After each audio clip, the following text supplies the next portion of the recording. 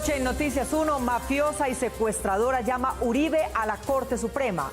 Senador Farr llamó a Iván Cepeda y este anuncia nueva denuncia contra el expresidente. Alias Alberto Guerrero ratifica su testimonio de 2011 contra Álvaro Uribe. Sin necesidad de que el Congreso vote y 5 meses antes de terminar el periodo de Carrillo, Margarita Cabello está elegida procuradora. El último video en vida de los estudiantes masacrados en Samaniego. Y en Top Secret, la papa caliente en el Senado para anunciar la suspensión de Uribe. Y en los deportes, Germán Arango.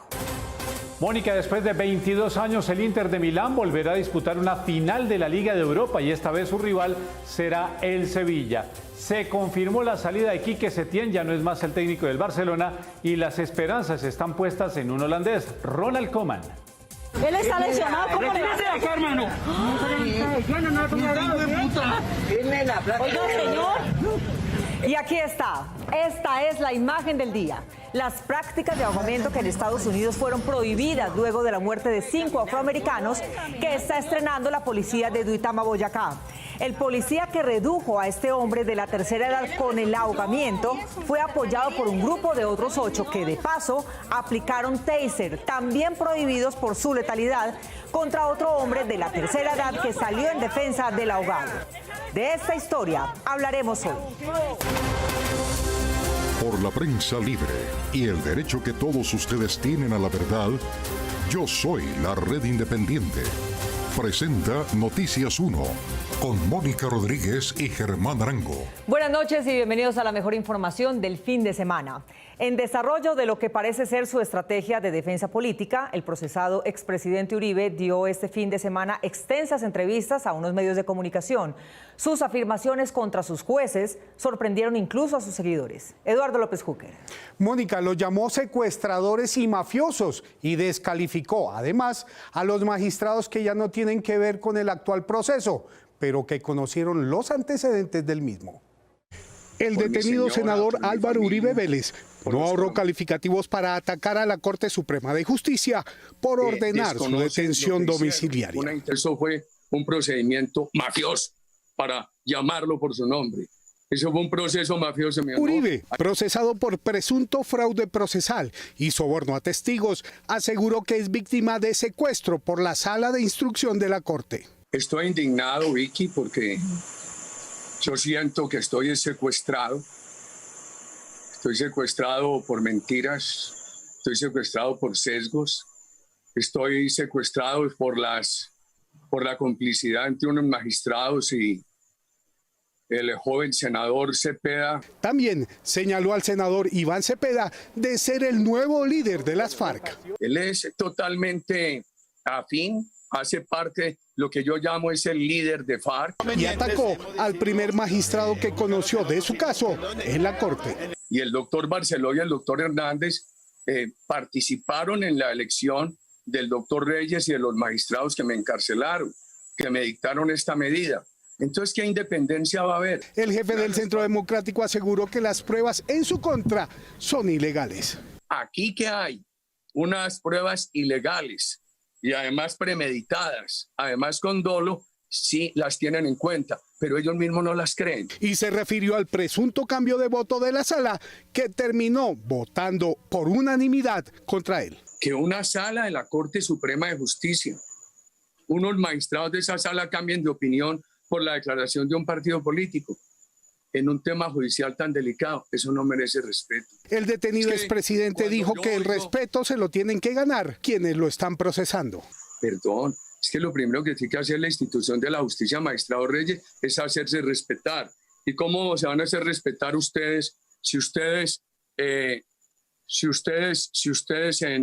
en mi proceso me han violado 8 garantías procesales? Pero Uribe no solo descalificó a la Corte y atacó al senador Iván Cepeda, también aprovechó los espacios para promover un referendo que elimine todas las cortes. Antes de terminar este puente festivo, el senador Iván Cepeda anunció una nueva denuncia contra el expresidente Uribe por las afirmaciones que hizo sobre él en sus entrevistas. El senador Iván Cepeda anunció hoy que acudirá a las instancias judiciales nacionales y al sistema interamericano de justicia para que el detenido expresidente Álvaro Uribe responda por los señalamientos que hizo en su contra durante la entrevista con la revista Semana. Lo voy a denunciar por haber hecho toda esta clase de señalamientos calumniosos. Igualmente le voy a enviar a la Comisión Interamericana y a la ONU información dando cuenta de que el senador Uribe ha tratado a los magistrados de la Corte Suprema de Justicia de mafiosos. El senador del Polo, quien ha sido reconocido como víctima del presunto fraude procesal y soborno de testigos, también le solicitará información a la Fiscalía sobre las investigaciones que se adelantan sobre los falsos testigos. Se me informe en qué van las investigaciones con relación a todos los falsos testigos que ha presentado Uribe ante la Corte y con relación, por ejemplo, a su primo Mario Uribe y su socio, por ejemplo, Juan Guillermo Villegas Uribe. Cepeda, de quien Uribe dijo es el nuevo líder de las FARC, no descarta que Uribe renuncie al Senado para eludir la competencia de la Corte en el proceso que hoy lo tiene en detención domiciliaria. Pero este no es el único expediente ni el más grave que tiene la Corte con Álvaro Uribe como sujeto procesal. Al día de hoy son 38 expedientes que lo involucran en la Sala Penal de la Corte Suprema, uno de ellos como presunto fundador de un bloque paramilitar. Patricia Uribe. Mónica, la denuncia se inició con la declaración de alias Alberto Guerrero, quien dijo que el senador y su hermano fueron fundadores del bloque Metro.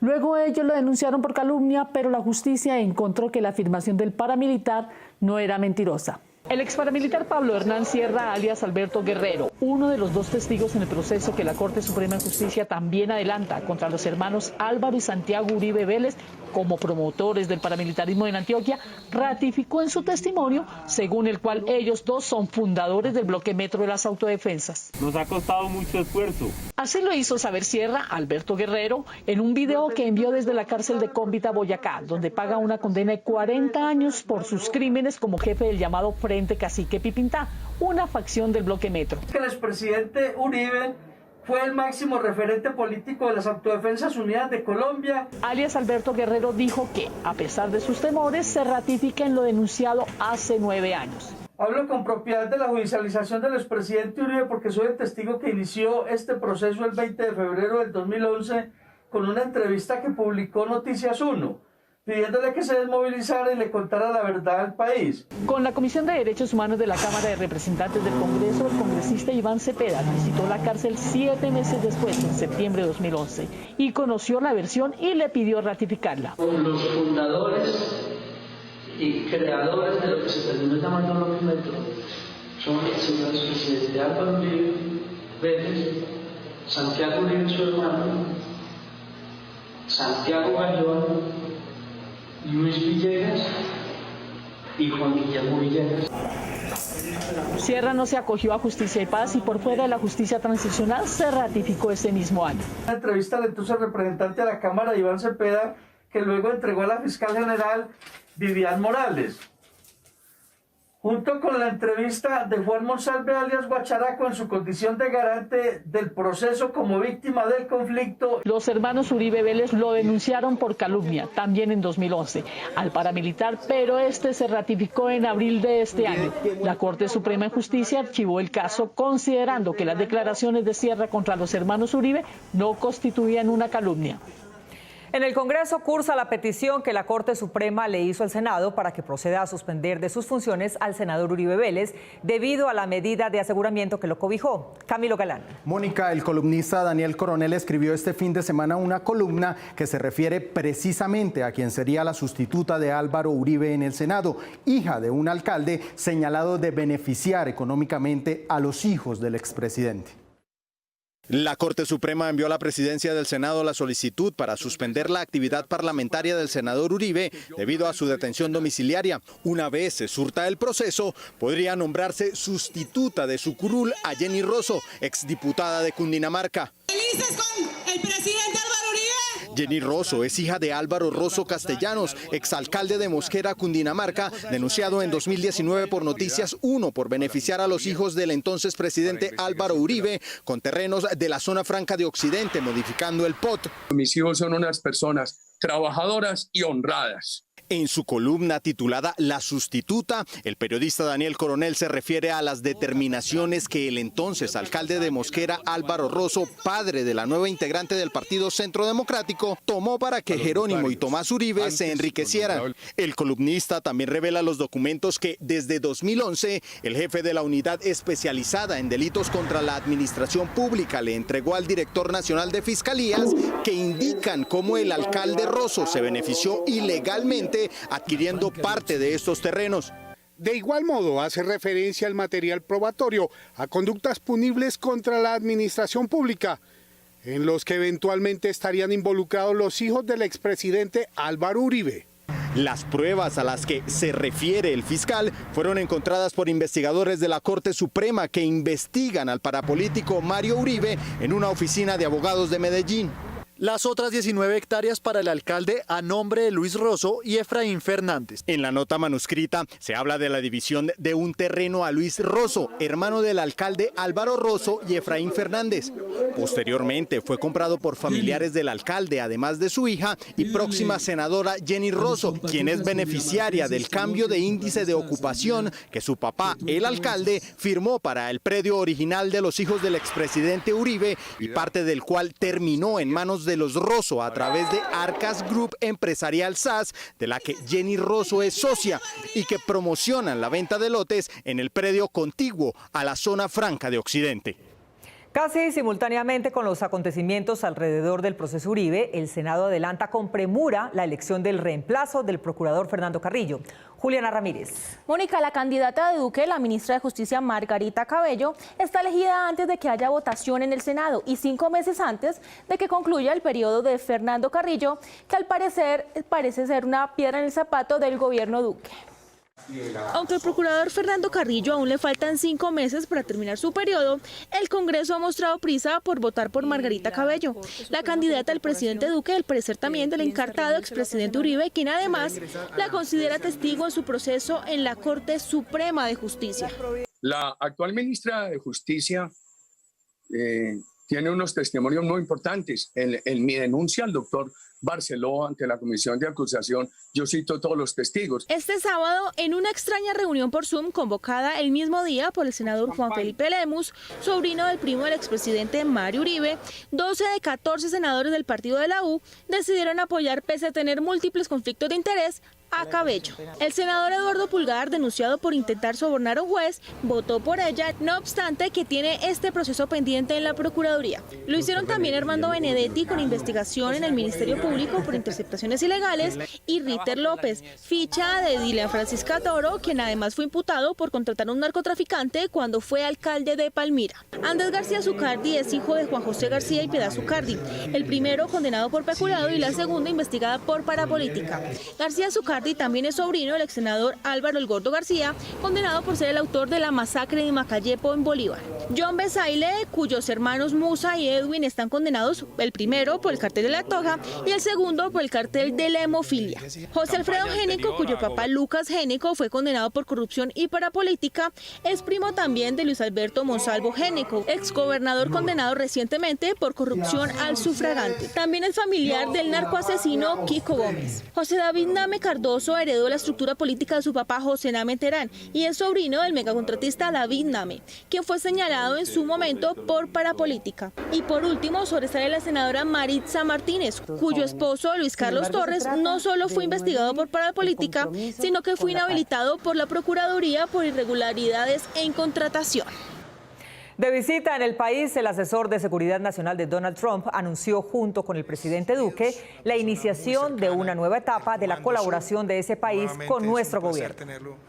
Y estamos aquí también para lanzar la próxima fase de nuestro compromiso económico con Estados Unidos, y se trata de la iniciativa de crecimiento Colombia-Estados Unidos. Esta iniciativa se va a centrar en elementos claves para asegurar el crecimiento. Los abogados de las víctimas tienen una explicación para los 3 errores consecutivos del gobierno en el trámite de la extradición de Salvatore Mancuso. Hay dirigentes de la economía que temen a lo que él pueda revelar. Abogados de las víctimas directas del ex jefe paramilitar de las Autodefensas Unidas de Colombia, Salvatore Mancuso, aseguraron que él debe responder en Colombia por 75.000 delitos, crímenes que ordenó a finales de los años 90, especialmente en la costa atlántica, pero que hay posibilidades de que nunca llegue su versión. Garantizar, tanto judicialmente como a nivel de protección, la vida de Mancuso y que él tenga todas las garantías para que pueda hablar y pueda contarle al país de una vez por todas las verdades que él mismo ha reconocido. Aunque ya existe en su contra una orden de captura y esta sustentaría una solicitud de extradición sin errores judiciales, ellos creen que hay intereses para que dicha solicitud no se haga correctamente. Hay sectores políticos a los cuales no les conviene y sectores de la economía a los cuales no les conviene que muchas profundizaciones de verdad y muchas situaciones que hoy se están presentando en diversas regiones del país. Me refiero al Urabá antioqueño. Mancuso respondió por 1.500 casos ante Justicia y Paz y admitió su participación en ellos, pero aún le falta dar testimonio sobre 588 homicidios en persona protegida, 922 desplazamientos forzados y 44 desapariciones forzadas en Bolívar, Atlántico, Cesar y Norte Santander. Con la enunciación de esas verdades y las pruebas que pueda aportar Salvatore Mancuso, el país podría escandalizarse. La investigación que hemos desarrollado al lado de las víctimas, elementos de juicio que hemos puesto a consideración de la Jurisdicción Especial de Paz, indican claramente cómo hay un plan criminal que se ejecutó desde los 90. El abogado de Salvatore Mancuso dijo que respetaba la decisión del tribunal, pero que considera que Mancuso no tiene garantías de seguridad para venir al país, pero que él está dispuesto a responderle a las víctimas. Tiene claro que él le ha cumplido a las víctimas, que él le ha cumplido a las autoridades judiciales en el país, que por lo menos hayan garantías para poder regresar. Señaló que Mancuso le hizo saber a través de un audio que tiene el compromiso de contar toda la verdad. Tengan por seguro las víctimas del conflicto armado colombiano que jamás las voy a defraudar. Aprovecho la ocasión para expresarles a todas las víctimas mi pedido sentido de todo corazón de perdón por todo el daño causado en el conflicto armado. Tanto los abogados de las víctimas como de Mancuso confían en que la JEP reconsidere la decisión de no haberlo aceptado, pues, según ellos, tiene que contar mucho sobre quiénes financiaron el paramilitarismo. Un estudiante de Derecho de primer semestre no hubiera cometido los errores que ha cometido el gobierno en sus 3 intentos por solicitar la extradición de Salvatore Mancuso, según explica el defensor de derechos humanos José Miguel Vivanco. Víctor Ballester. Mónica, si el gobierno colombiano falla en otro intento, Estados Unidos ya advirtió que podría enviarlo deportado a Italia, que no extradita a sus delincuentes a Colombia, y las víctimas se quedarían sin la verdad que él les ha prometido. Mancuso significa, en los hechos, atrocidades, y eso incluye ejecuciones extrajudiciales, descuartizamiento de personas utilizando las motosierras, torturas, desapariciones de personas y crímenes que en su gran mayoría están totalmente impunes. El asesino que describe el director para las Américas de Human Rights Watch fue extraditado a Estados Unidos en 2007 cuando estaba citado a ampliar su declaración, según la cual su organización criminal había hecho elegir al 35% del Congreso. Amantes de la libertad que confían en nuestro movimiento nacional antisubversivo. Cumplida su pena en ese país, las víctimas esperan su versión en Colombia, pero el gobierno hizo mal el trámite. Esta era la celda donde yo estaba. Incomprensible la incompetencia, la negligencia por parte del Estado colombiano. Y en esto incluyo a jueces, a la Fiscalía, al Ministerio de Justicia, al Ministerio de Relaciones Exteriores y por supuesto al gobierno del presidente Iván Duque, quienes entre todos no han sido capaces de presentar una solicitud de extradición que tiene muy fácil documentación. Vivanco califica como mediocres los esfuerzos hechos por los abogados del gobierno que han convertido en fallida la solicitud desde el principio, pues ya se presentaron 2 solicitudes con vicios de forma. Requisitos que un estudiante de primer año de Derecho sabe, como por ejemplo que el delito debe ser delito en Colombia y también en los Estados Unidos. Yo quisiera que el gobierno nos explicara. Y según el defensor de derechos humanos, a estas les siguió una tercera solicitud con peores fundamentos. Una tercera solicitud que tiene éxito porque es examinada por las autoridades competentes americanas, pero sorpresivamente la retiran. y la retiran porque se dan cuenta que la solicitud está fundada en un reclamo, en un crimen, que de acuerdo a una sentencia de noviembre del año pasado ya estaría cumplida. Y eso paraliza todo el proceso. La magistrada Alexandra Valencia de la Sala de Justicia y Paz del Tribunal Superior de Bogotá reactivó el viernes 2 órdenes de captura en contra de Mancuso y las envió al Ministerio de Justicia para que se active con ellas la solicitud de extradición del capo. Estoy en desacuerdo. Un niño al que ni sus padres ni sus maestros reprendieron por su agresividad homofóbica terminó quitándole a machetazos una mano y parte del brazo a su vecino gay en Sincelejo, Sucre. Carlos Cárdenas. Mónica, las organizaciones de defensa de las libertades sexuales están buscando cómo apoyar al niño víctima, pero les preocupa también el niño victimario, al que nadie le dijo que lo que él hacía iba en contra de la libertad de otro y que después de mutilarlo sigue en libertad. La Fiscalía anunció que mañana le imputará cargos al joven de 17 años que el pasado 30 de julio atacó con un machete a otro adolescente de la misma edad por su orientación sexual. Que yo era un marica maluco, que a mí no me lucía los colores del cabello.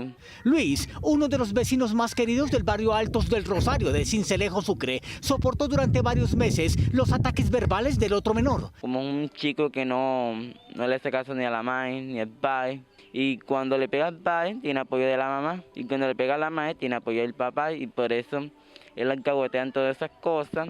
Cuando Luis caminaba hacia su casa, fue interceptado por el otro menor que lo insultó y luego lo atacó con un machete. Herido, el joven llegó al hospital donde los médicos no pudieron salvarle ni la mano izquierda ni parte de su brazo. No puede ser lo que le han hecho a mi hijo, porque mi hijo, si fuera un hijo mío malo, dijera yo, el hijo mío es malo, pero no es justo. Sí, ha sido muy duro y para nosotros también, para su mamá, porque es que ellos nunca habían tenido un problema. Luis quería ser chef para ayudarle a su mamá. Yo me dedicaba a trapear, a hacer aseo, a lavar los platos, a cocinar. Este es su hogar y pues él tiene muchos sueños.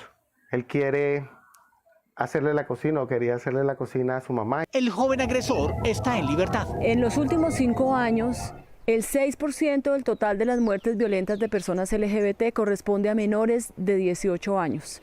Es decir, 37 menores de edad han perdido la vida por el hecho de ser lesbianas, gays, bisexuales o trans. Organizaciones defensoras de derechos humanos como Colombia Diversa están buscando la forma de que Luis continúe sus sueños. Hoy en día estoy yo sufriendo y sufren toditos aquí por la pérdida de la mano de mi hijo. Y lo único que pido es que no llegue a pasar más eso en ninguna parte ni ninguna madre. Estamos haciendo la vaca para recolectar fondos para beneficiar a Luis. Beneficiarlo en temas de prótesis, el acompañamiento psicosocial. Según Medicina Legal, en lo corrido del año han sido asesinados 26 hombres y 3 mujeres de la comunidad LGBT. Otros 30 recibieron lesiones fatales por causas externas. Con viajes terrestres sin escalas, inclusive Bogotá-Santa Marta, y cumpliendo protocolos estrictos para evitar el contagio durante el recorrido, inició sus operaciones de nueva normalidad el Terminal de Transportes de Bogotá. Vamos en un viaje con destino Bogotá-Buenaventura. Paradas únicamente en los terminales. Cámaras para la toma de temperatura de los viajeros, señalización, barreras de protección entre comercio y usuarios y venta de pasajes por internet son algunas de las nuevas medidas que hacen parte de los preparativos para el regreso del transporte terrestre.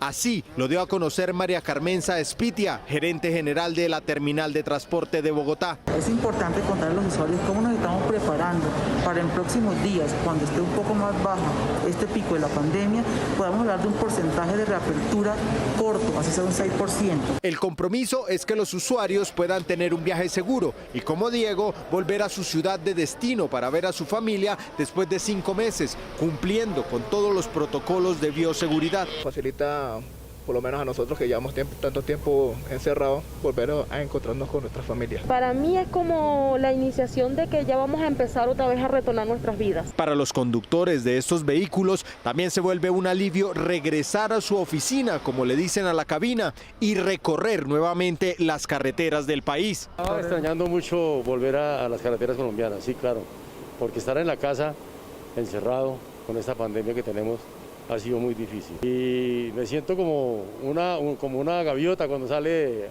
viaje, ¿no? De vuelo. Dentro de los buses, las medidas también cambiaron. El uso de tapabocas es obligatorio durante todo el viaje. Ya no hay paradas durante el recorrido. Está prohibido el consumo de alimentos dentro del vehículo y el uso del baño. Aquí salimos de aquí ahorita y vamos a parar al terminal de Santa Marta. Derecho, no hay paradas para que el paradero se baje a comer ni nada, no hay paradas en ningún lado. Para esta nueva normalidad que prepara la terminal de transportes de Bogotá, en este momento solo pueden viajar personas que se encuentren dentro de las 46 excepciones decretadas por el gobierno nacional y que tengan cómo comprobarla. Y desde la página www.terminaldetransportes.gov.co hacer la compra del tiquete online. Asoamar, el gremio de los moteles del Amor en Cali, celebra la reapertura de su sector económico con nuevos protocolos.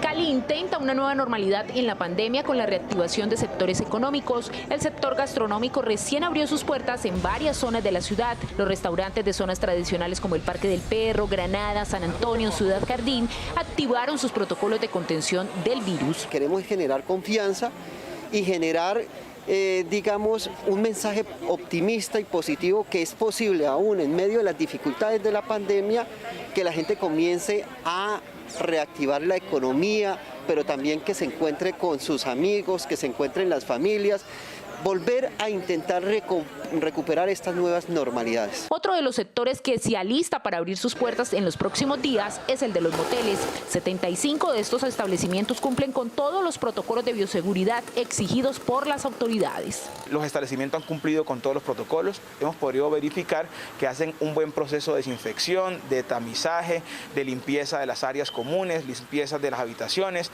y le están ofreciendo realmente a la comunidad un servicio bioseguro. Estamos esperando ansiosos de abrir, ya 5 meses cerrados. Todos los empleados de nosotros muy desesperados, ya no aguantan más. Sin embargo, por el momento el servicio solo será para 2 personas. No se permite el alquiler para grupos y no hay habitaciones múltiples. Segundo, debe haber un registro de las personas cuando ingresan, debe dar su nombre, su identificación y le van a verificar su estado de salud. Le van a hacer preguntas de bioseguridad. También van a tamizar a las personas y van a tamizar los vehículos. El turismo también está en los planes de este paquete de reactivación económica. En las próximas semanas el aeropuerto Alfonso Bonilla Aragón abrirá sus puertas para vuelos de ida y vuelta a Medellín y Barranquilla. Esta semana, la segunda fase de pilotos sobre los restaurantes va a incluir toda la tipología de naturaleza, los restaurantes de la vía al mar, los restaurantes que tienen que ver con el sector de Pance. Y en unas próximas semanas ir paulatinamente reactivando todo el sector del turismo en nuestra región. Las conexiones a San Andrés, Cúcuta, Santa Marta y Pasto también están contempladas en el plan piloto de reactivación del aeropuerto Alfonso Bonilla Aragón. ¿Cómo se expresa la depresión de los colombianos en la pandemia? Lo que indican los indicadores. Profamilia encuestó a 3.549 personas sobre su estado emocional en la pandemia. El 76% dijo que ha sentido nervios, 75% cansancio sin motivo, el 58% rabia, el 52% desesperanza y el 40% tristeza inconsolable. Esto indica que una cosa es estar encerrado y otra saber que están matando niños. Esto es lo que indican los indicadores. Se inicia en el Consejo Nacional Electoral contra la campaña presidencial de Iván Duque. Cuenta con varios documentos que conoció Noticias 1. Juan Fernando Barona. Mónica, de uno de esos documentos se podrían deducir aportes de empresas extranjeras y de otras una confusa relación entre empresas de dinero, congresistas y el Centro Democrático. Este documento del Consejo Nacional Electoral, conocido por Noticias 1 y que fue aportado a la indagación preliminar a la campaña presidencial de Duque, es indicativo de presuntos aportes extranjeros al Centro Democrático en campaña electoral de 2018. En un primer documento que se basó en información que el Centro Democrático entregó al Consejo Nacional Electoral, este partido recibió aportes por más de 27.000 millones de pesos, 23.000 millones por parte de personas jurídicas y 4.000 millones de pesos por parte de personas naturales. Los corruptos hoy escucharán de mí. De los 23.000 millones aportados al partido, se consignaron aportes de empresas filiales de multinacionales en Colombia, como mineras y de hidrocarburos, en las que hace parte el empresario venezolano Cisneros. CNE, Oil and Gas, 700 millones de pesos hidrocarburos. Gran Colombia Goldman Mato SAS, 1.940.196.990 pesos, minería. Los partidos no pueden recibir donaciones, aportes ni contribuciones de ninguna especie de empresas naturales o jurídicas extranjeras. En las donaciones de personas naturales al Centro Democrático en 2018, el documento hace referencia a una de la familia Ricaurte Silva, que según una investigación de La Silla Vacía, es socia de la banca de inversión personal Silk, en la que Cisneros hace parte del consejo asesor. Que no vamos a permitir que ninguna empresa corrupta siga medrando en los despachos públicos. En este segundo documento se muestra de manera confusa nombres de excandidatos y congresistas de ese partido que al parecer lograron aportes de empresas jurídicas.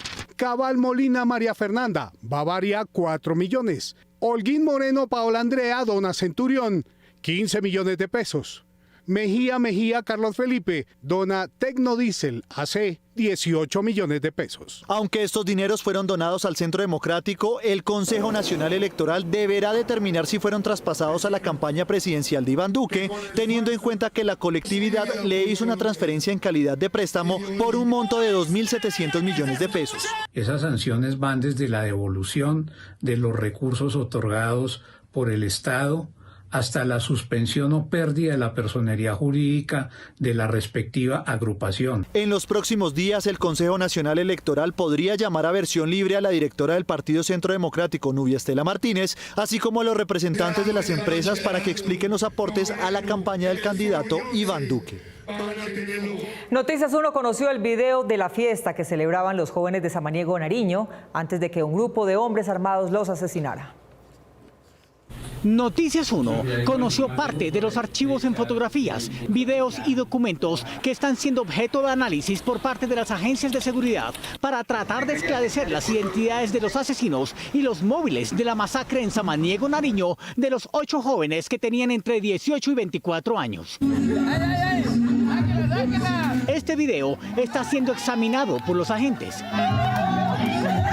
En la grabación aparecen las víctimas fatales y algunos de los jóvenes que lograron escapar. Decidimos ocultar los rostros por seguridad y respeto a sus familias y para no afectar las investigaciones en curso. En el video se ven 14 muchachos divirtiéndose, bailando y tomando gaseosa y licor. En la mesa también había una torta. Pueden identificarse 7 de los 8 jóvenes asesinados en una finca de la vereda Santa Catalina, a 10 minutos de Samaniego. Entre las informaciones objeto de análisis, se conoció que aparentemente fueron 4 los hombres que perpetraron la masacre y que llegaron preguntando por alguien. En esa región permanecen guerrilleros de las compañías Jaime Toño Obando y José Luis Cabrera Rurales, del Frente Comuneros del Sur del ELN, que tienen entre sus ingresos negocios de narcotráfico. Aunque desde el principio el movimiento Black Lives Matter Estados Unidos prohibió el ahogamiento con la rodilla y se ha restringido el uso de armas eléctricas para evitar muertes como la de un colombiano, en Duitama, Boyacá, apenas están estrenando estas técnicas en población de la tercera edad. Al estilo del oficial Derek Chauvin, quien arrestó, esposó y ahogó hasta la muerte al afroamericano George Floyd en Minneapolis, Estados Unidos, en mayo pasado. Él está lesionado, ¿cómo le va a hacer, hermano? Un oficial de la policía de Duitama, Boyacá, redujo y asfixió con su rodilla izquierda al menos por 2 minutos a un hombre que, según quienes grabaron las imágenes, tiene una lesión que le impide caminar. Él no puede caminar. Él no puede caminar, señor. La uniformada que vigilaba el ahogamiento justificó el proceder de su compañero. Él empezó con sus groserías, con su atarbanería, entonces nos tocó... Ni con las súplicas de mujeres y adultos mayores se lograba suspender el irregular procedimiento. Señor, por favor. El adulto mayor, que logró que el uniformado soltara al hombre, recibió la respuesta de los 7 policías que ya se habían congregado para proteger al policial que ahogaba al anciano.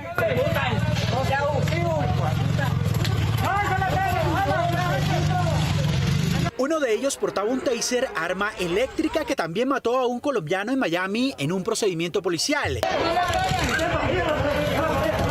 El colombiano electrocutó al anciano hasta dejarlo desmayado. El presunto infractor quedó desmayado y esposado mientras la zona era rodeada por más policías que respaldaban los procedimientos eléctricos y de ahogamiento y de ciudadanos que querían impedir que se multiplicaran los afectados.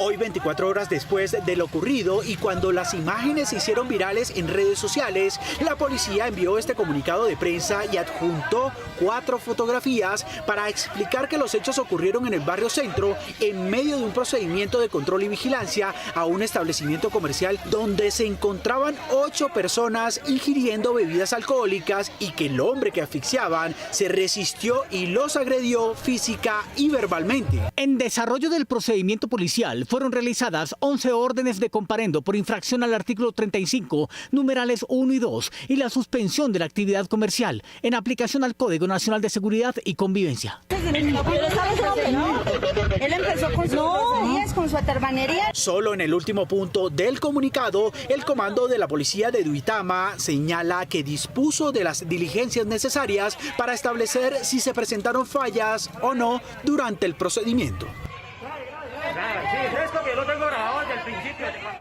Quienes arriendan inmuebles y en la pandemia no han recibido cánones sino excusas, tienen la posibilidad de acudir a un seguro que cubra las mensualidades no pagas y otros imprevistos. Según el gremio inmobiliario, el 34% de las viviendas en Colombia no son habitadas por sus dueños, sino por terceros que las toman en arriendo. Este negocio, que se concentra principalmente en zonas urbanas, mueve 2,26 billones de pesos anualmente.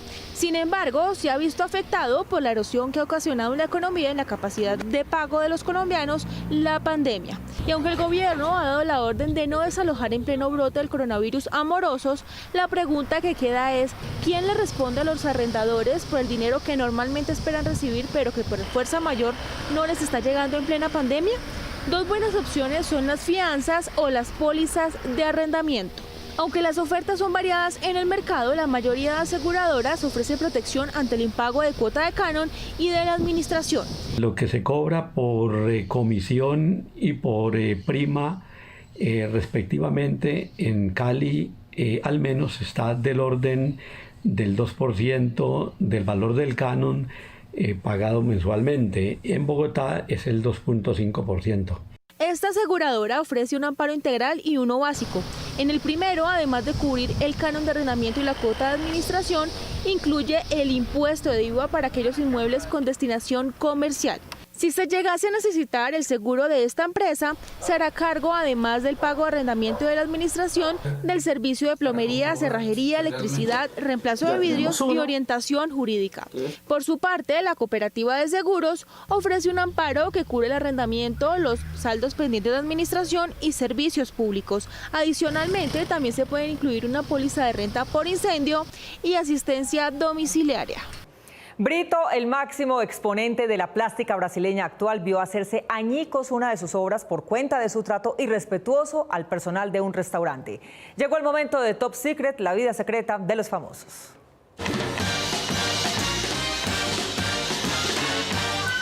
La suspensión de las actividades en el Congreso del senador Álvaro Uribe por cuenta de su detención domiciliaria es una papa caliente que nadie quiere asumir en el Senado. La Sala de Instrucción de la Corte Suprema envió comunicación formal a la presidencia del Senado en cabeza de Arturo Char, del partido aliado del gobierno uribista Cambio Radical, en la que solicita la suspensión temporal de las funciones parlamentarias del expresidente Uribe. Recuperar la credibilidad del ciudadano en la justicia, como lo ordena la Constitución, que dice que hay falta temporal cuando se le dicta medida de aseguramiento a un congresista. El concepto del Consejo de Estado, según el cual hay que aplicar el reglamento interno para sustituirlo. Y lo que dice esta norma: Char le envió la solicitud de la Corte a la Comisión de Ética, que hoy es presidida por Santiago Valencia, subalterno de Uribe en el Centro Democrático, y quien es hijo de Fabio Valencia Cosio, aliado del expresidente. Esta mañana me decían, es que eso es una verdad de perogrullo. Valencia se enredó con el chicharrón, pues la comisión, que precisamente es de ética, tiene que recomendarle la suspensión de su líder a la plenaria del Senado. Valencia quedó entre la espada de su partido, su jefe y su papá, y la pared de la Corte Suprema. Por eso se inventó que tenía que pedirle a la Corte la providencia de 1.554 páginas para estudiarla. Pero la disculpa le resultó mal, pues el documento judicial llegó en menos de 2 días. Y unos de sus colegas en esa célula no le jalaron a incumplir la orden de los jueces. Unos dejaron constancia escrita de su posición y otros quieren enredar la decisión. Una perla adicional: el pulgarcito, como le dicen a Eduardo Pulgar, investigado por la misma Corte por intentar sobornar a un juez.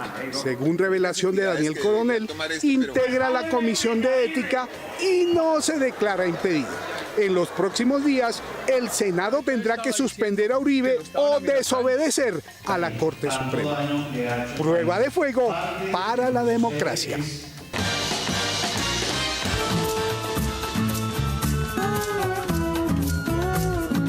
Romero Brito es un popular artista brasileño pop que combina intensos colores en pinturas de estilo graffiti con elementos cubistas o esculturas del mismo sello. Primero mi arte, segundo yo. La imagen de Brito circuló profusamente estos días, pero no por su obra, sino por cuenta de un video bastante llamativo. Una joven mujer se acerca al artista en la tienda que este tiene en Miami para la venta de sus obras. Él se preparaba para firmarle la escultura que ella llevaba en la mano, pero se dio cuenta de que la actitud de la señora no era complaciente.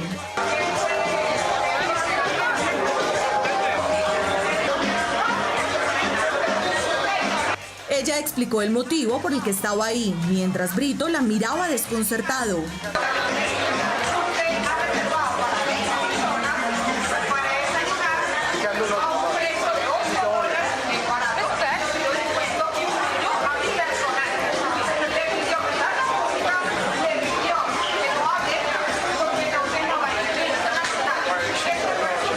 Para entonces las demás personas ya se habían enterado de que algo raro sucedía y ocurrió algo que ningún artista desearía que le pasara.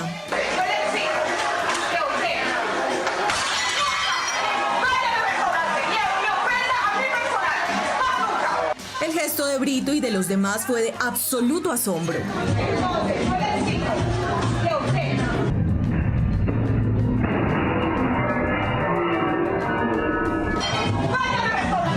Pero la historia no termina aquí. Hace algunas horas, Brito publicó un comunicado en el que califica el video de falsa noticia, pero su explicación no indica que la noticia fuera mentirosa. Únicamente aclaró que la escena tuvo lugar hace 3 años, en 2017. No pidió disculpas ni tampoco se atrevió a decir que el reclamo de la mujer, cuyo restaurante sigue existiendo al frente de su tienda, fuera injusto, por lo que solo consiguió que lo volvieran a criticar. Estén pendientes, volveremos con más confidenciales de ataque en Top Secret.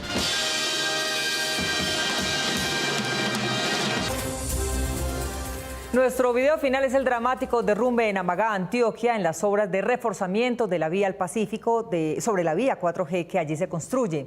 300 personas fueron evacuadas antes del derrumbe y esta mañana, al descubrir que ninguna de sus casas se dañó y que el río volvía a su cauce, se autorizó su retorno. No, para abajo no, para arriba. No, ya arriba ya paró. No, viene resbalando arriba. Ahí viene todo lo de arriba.